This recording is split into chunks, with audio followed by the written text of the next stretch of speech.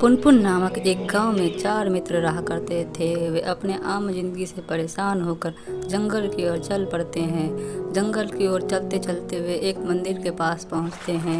मंदिर के ठीक निकट एक नदी बह रही होती है। वे लोग उस नदी में नहाकर मंदिर में जाकर बैठ जाते हैं। तभी वहां एक तपस्वी प्रकट होता है और कहता है, तुम लोग यहाँ क्यों आए हो? हम लोग धन की कमी के कारण जंगल की ओर चल दिए और सोचा कि जंगल में फल फूल खाकर जी लेंगे। मैं तुम लोगों को एक जादुई मटकी देता हूँ, तुम लोग अपना हाथ आगे करो। वे लोग जैसे ही अपना हाथ आगे करते हैं वैसे ही एक मटकी प्रकट हो जाती है उनके हाथों में और कहता है, तुम लोग इस जादुई मटकी को लेकर हिमालय की ओर चल पड़ो और जहाँ कहीं भी ये मटकी गिरे। अब वे लोग हिमालय की ओर चल पड़ते हैं। कुछ दूर चलते ही उनमें से एक मित्र का मटका गिर जाता है। जैसे ही मटका गिरता है वैसे ही वहाँ तांबे से भरे सिक्कों के मटके प्रकट हो जाते हैं। वह मित्र बहुत खुश होता है और उन लोगों से कहता है, तुम लोग भी कुछ मुद्रा लेकर हमारे साथ वापस घर चलो। तभी एक मित्र कहता है, तुम्हें यहाँ चांदी के मुद्रे मिले हैं, हमें आगे तुमसे भी कुछ कीमती मिलेगा। हम तुम्हारे साथ क्यों जाए? हम आगे की ओर जा रहे हैं, तुम वापस जा सकते हो। इतना ही कहकर वे तीनों आगे की ओर बढ़ जाते हैं।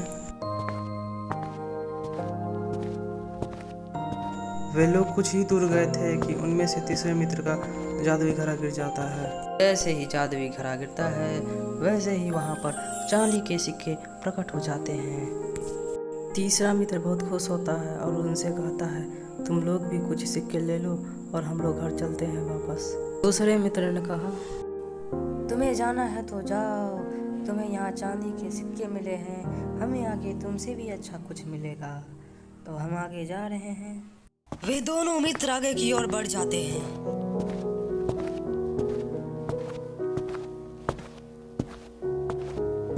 वे दोनों मित्र थोड़े ही दूर गए थे कि उनमें से दूसरे मित्र का मटका गिर जाता है और वहाँ पर स्वर्ण से भरा घड़ा प्रकट हो जाता है।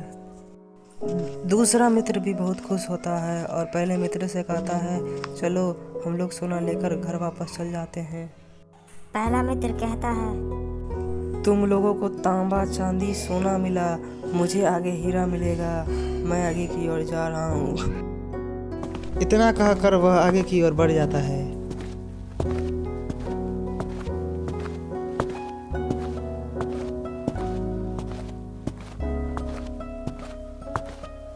कुछ दूरी तय करने के बाद उसे बहुत जोरों से प्यास लगती है। पानी की तलाश में वह इधर उधर देखने लगता है। तभी उसे एक पहाड़ दिखता है। पहाड़ पर एक व्यक्ति खड़ा था जो बहुत ही विचित्र स्थिति में था। वह उसके पास जाता है और पूछता है,